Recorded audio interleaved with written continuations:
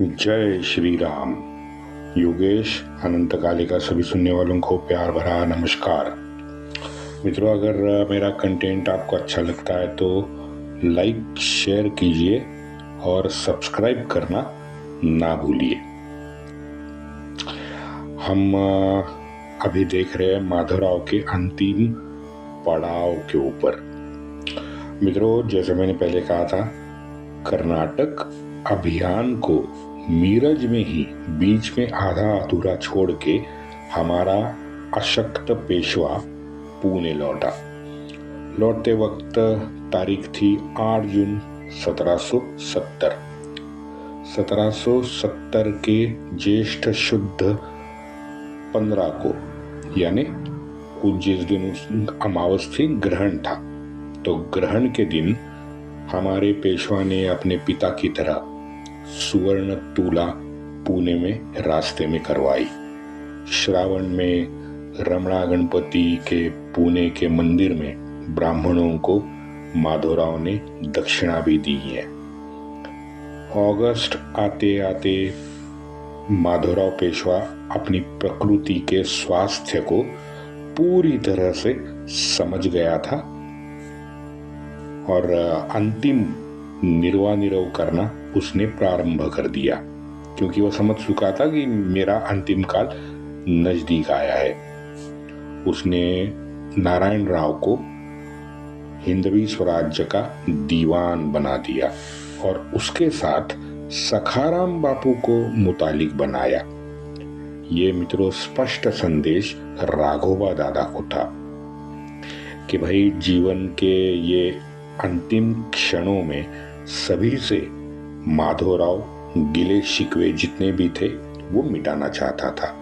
और यही कारण था कि उसने सखाराम बापू को नारायण राव का मुतालिक बनाया और नारायण राव को प्रशासकीय व्यवस्था से रूबरू भी माधवराव को करना था, इसलिए उसको दीवान बनाया।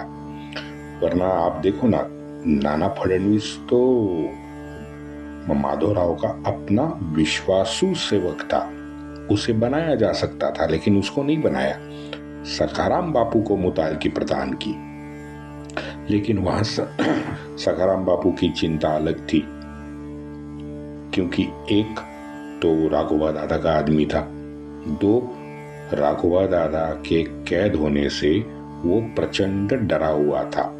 ऊपर से राघोबा पक्षी, हमारे गंगाधर तात्या चंद्रचूड़ और ये चिंतो विठल, उनके जो हाल उसने देखे थे, तो सखाराम बापू तो मन से बहुत डरा हुआ था। तो उसका जो प्रशासकीय व्यवस्था में सहभाग था वो बहुत कम था। नाम के लिए तो मुतालिक रखा, लेकिन उसने ज्यादा काम बापू ने किया नहीं।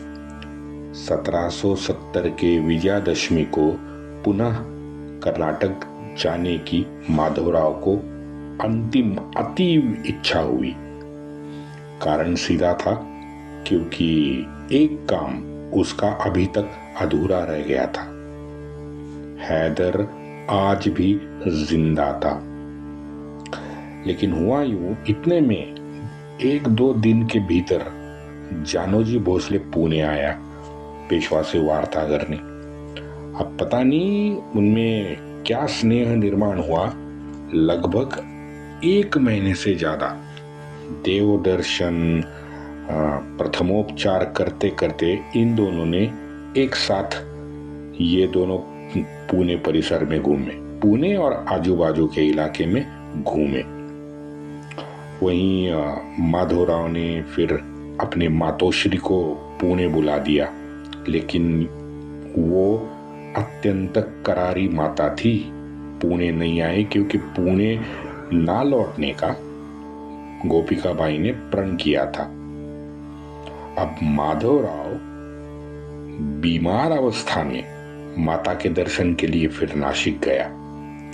यानी आप देख लो, सारा 1771 का जो साल है, ये हकीम, वैद्य, गोरा डॉक्टर, इन लोगों के प्रथमोपचारों में पूरा का पूरा 1771 माधवराव ने गुजारा। वहीं माधवराव एक बार सिद्धटेक अष्टविनायक मंदिर भी दर्शन करने चला गया। अब वहीं बैठ के उसने दादा को यानी राघोबा दादा को 7 लाख की जागीर और एक त्र्यंबकेश्वर का किला देने का प्रस्ताव भी वहीं से भेजा है। एक जगह मित्रों अप्रैल 1771 में माधवराव से मिलने गोपिकाबाई पुणे आने का उल्लेख है, लेकिन वो सिर्फ एक जगह पे है। तो शायद बेटे के प्यार में माताजी आई होंगी, पता नहीं। माधवराव का पेट का जो दर्द था वो बढ़ने लगा था। हवा पालट के लिए पेशवा को टोंक के पास एक कटोरा नामक गांव था, वो गांव भेजा गया। कटोरा में वहां के स्वामी के आदेश पर आषाढ़ शुद्ध प्रतिपदा को फिर एक बार माधवराव की सुवर्ण तुला करवाई गई। 28 अगस्त 1771 का ये वार्तांकन है वहां के पत्रकार का। नारायण राव को बाजू में बिठाकर अत्यंत क्षीण आवाज में माधवराव ने कुछ सूचनाएं दी हैं। नाना फडणवीस से कायम स्नेह रखना, बचाजी पंत पे विशेष कृपा कायम रखना।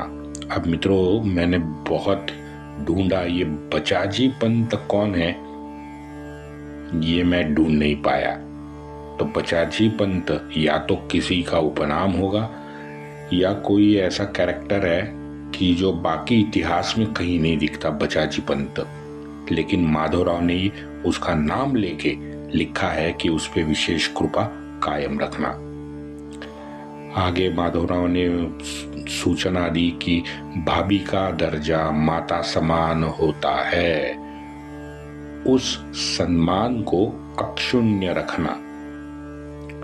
आगे इंद्रिय निग्रह अत्यावश्यक है, संयम का होना जरूरी है, पुस्तकशाला को ठीक रखना, तीर्थ रूप यानी राघोबा दादा तीर्थ रूप से भेंट करके उनकी कृपा जरूर संपादित करना। इस समय मित्रों नारायण राव की आयु थी मात्र 16 साल की। 8 अक्टूबर 1771 का एक पत्र है।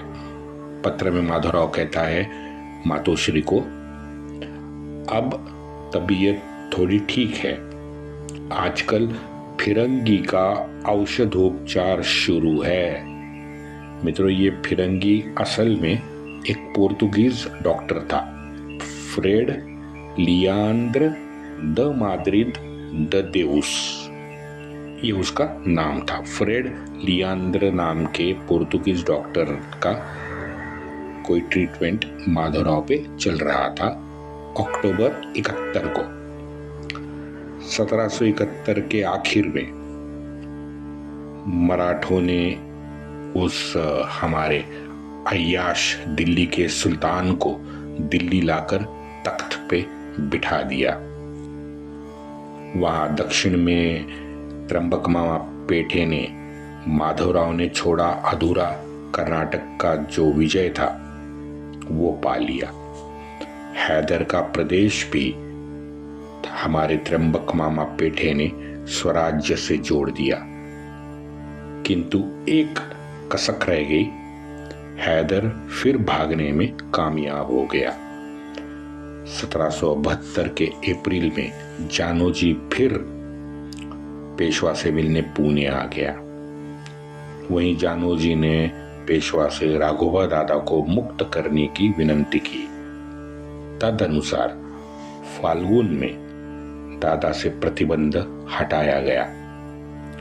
फिर जानोजी ने अपने भतीजे रघुजी के नाम की मोहर पेशवा से लगवाई और उसको अपना उत्तराधिकारी बना दिया। आगे फिर वो तो मैंने आपको सुना है कि जानोजी एक महीना भर पुणे में रह के आगे फिर विट्ठल दर्शन के लिए पंढरपुर चला गया और 17 में 1772 को जानोजी का पंढरपुर में निधन हो गया। यहाँ पुणे में 1772 के जून से माधवराव के शरीर में मित्रों प्रचंड दाह शुरू हो गया था। उसी अवस्था में माधवराव ने अपने सारे जितने भी दरबारी राजनीतिक अधिकारी थे उनको कचहरी में आकर काम करने का आदेश जारी किया।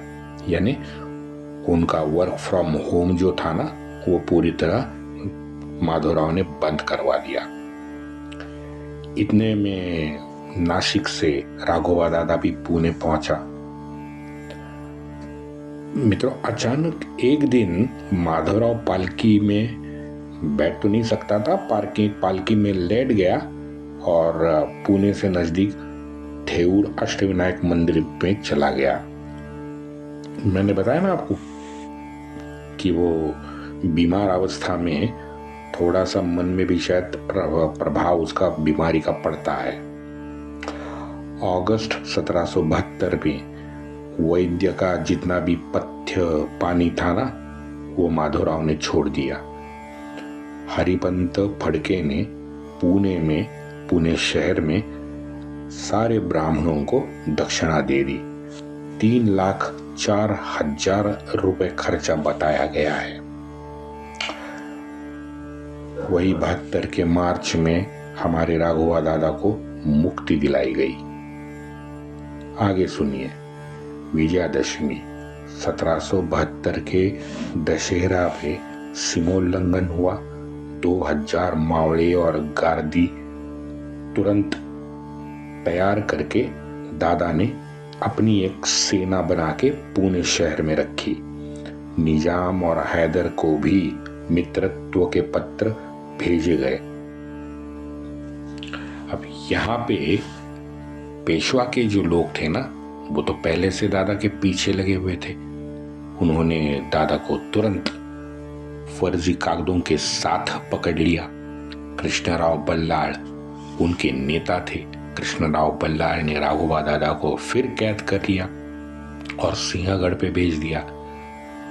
इस बार राघोबा दादा के साथ उनकी पत्नी आनंदीबाई और उसने वो गोद लिया हुआ वो बच्चा था ना, क्या नाम है उसका बच्चा, अमृतराव को भी सिंहगढ़ रखा। यानी क्या बोलो इस कालनेमी के लिए, मेरे पास शब्द नहीं है। सभी तो मैंने दादा के लिए आपको सुना दिया है। माधवराव ने राम शास्त्री प्रभु ने को भी थेऊर बुलाया।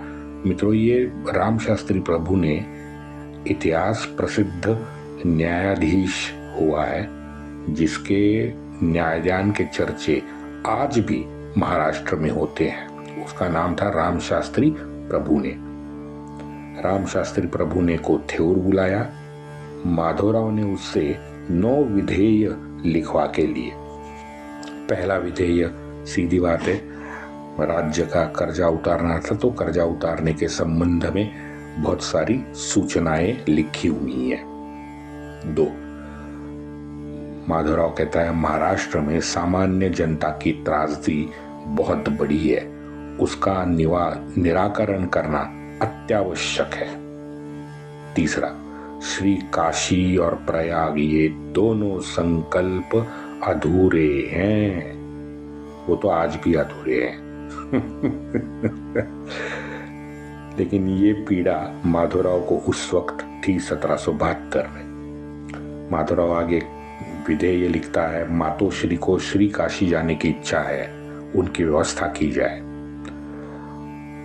माघ मास में सदाशिवराव भाव की उत्तर क्रिया शास्त्र शुद्ध पद्धति से पुनः करे। श्री काशी के ब्राह्मणों के पास वर्षासन है, वो पीढ़ी जात है और वो कायम रखे। काशी में 2 लाख ब्राह्मण भोजन करवाएं और हर एक ब्राह्मण को 2 पैसे दक्षिणा तय कर दी गई है, उसका भुगतान करे। राघोबा दादा को 7 लाख की जागीर दे दे। अगर उससे ज्यादा उसकी मांग हो तो उसे मुंह पे मना कर दे। श्रावण मास का रमणा गणपति के पास जो धर्मदाय चल रहा था उससे चालू रखा जाए। यानी मित्रों, मुझे तो लगता है ये एक प्रकार का माधवराव का मृत्यु पत्र ही है जो उसने रामशास्त्री प्रभुने के हाथों लिखवा लिया। क्योंकि आगे देखते हैं, आगे 1-1.5 महीने के बाद ही माधवराव का दुखद निधन हो गया। निधन होने के बाद में मित्रों, नाना फडणवीस ने अगले 10 दिन में 50 लाख रुपए का हिंदवी स्वराज्य का कर्जा उतार दिया। लेकिन इस 9 विधेय में सबसे महत्वपूर्ण विधेय कर्जे का ही था जो नाना ने पहले 10 दिन के अंदर पूरा किया। काशी प्रयाग का तो मैंने बताया, वो उनकी मुक्ति तो आज भी बाकी है। सदाशिवराव भाऊ का विधि, उस सदाशिवराव भाऊ का विधि उसकी सुविद्य पत्नी पार्वतीबाई के उत्तर क्रिया के साथ एकत्रित करवाया गया। गोपिकाबाई की काशी यात्रा उसके मरते दम तक बाद में कभी नहीं हुई। अंतिम समय तो माधवराव के वाचा को भी बड़ा नुकसान पहुंचा था। 10 अक्टूबर 1772 को मोरोपंत पटवर्धन लिखता है, अश्विन शुद्ध चतुर्थी को श्रीमंत ने मुझे थेऊर बुलाया। थेऊर बुलाने के बाद श्रीमंत ने मेरे तबीयत के बारे में पूछा। मैं भावुक हो गया। अश्विन वद्य में मित्रों राघोबा दादा भी थेऊर पहुंचा, लेकिन ये कालनेमी मन में एक निश्चित योजना बना के थेऊर पहुंचा था। माधवराव का पेट का दर्द अब अक्टूबर आते आते असह्य होने लगा था। लेकिन मित्रों, ये पता नहीं चलता कि उस वक्त माधवराव की पत्नी रमाबाई पुणे में क्यों थी। उसके सहगमन के जो आदेश हैं वो किसने दिए, इसका कोई इतिहास में उल्लेख मिलता नहीं है। क्योंकि माधवराव के पत्र से तो साफ नजर आता है कि माधवराव के मन में उसके निधन के बाद रमाबाई के सहगमन का विषय भी उसके मन में नहीं रहा होगा। तो रमाबाई के सहगमन के आदेश आखिर दिए किसने? कहीं राघोबा दादा ने तो नहीं दिए, क्योंकि सबसे ज्येष्ठ राघोबा दादा और गोपिकाबाई थे दोनों, तो आदेश तो शायद वही दोनों दे सकते थे। पता नहीं, इसके बारे में इतिहास में कुछ लिखा नहीं है कि न चाहते हुए भी रमाबाई सती क्यों गई। कार्तिक शुद्ध षष्ठी को रमाबाई के सहगमन के विषय में लिखा आज हमें मिलता है। बाद में कार्तिक महीने में 180 गौ माता का दान किया गया। 10,000 रुपए का एक मोती का हार थेऊर के अष्टविनायक को चढ़ाया गया। दादा ने कोई नर्मदा तट से कोई मांत्रिक बुलाया था, वो भी थेऊर पहुंचा। हालात इतने खराब थे कि नारायण राव और हरिपंत फड़के ये दोनों माधवराव को खाना खिलाते थे पूर्ण कार्तिक महीना। कार्तिक द्वादशी को क्षौरांत विधि पूर्वक प्रायश्चित माधवराव का किया गया। यहाँ मित्रों शायद रमाबाई थेऊर पहुंची होंगी, क्योंकि उसका उल्लेख है कि क्षौरांत प्रायश्चित जो था ये रमाबाई के साथ माधवराव ने करवाया। थेऊर में सारे सेवा में लगे जितने भी 4 सेवा करी थे माधवराव के, उनके नाम 1,000 रुपए राजस्व वाले जितने गांव थे वो चारों को दे दिए गए। श्रीवर्धन और आसपास का जो क्षेत्र था वो सारा हरिपंत फड़के को इनाम में दे दिया गया। बुधवार कार्तिक वद्य अष्टमी को गणेश मंत्र का जप अखंड माधवराव कर रहा था। नेत्रोद्वारा उसका प्राणोत्क्रमण हो गया, यानी नेत्र के द्वारा आत्मा निकल गया। रमाबाई ने सारे वस्त्रालंकार, जितने भी अंग शरीर पे जड़ जवाहिर थे, वो नारायण राव के सुपूर्द कर दिए। एक सफेद वस्त्र रमाबाई ने लपेटा। धर्मशिला पे खड़ा होकर उसने अंतिम दक्षिणा भी बांटी। इस सारे उस दिन के उत्तर क्रिया विधि का खर्चा 7,000 रुपए लिखा है। वंदे मातरम।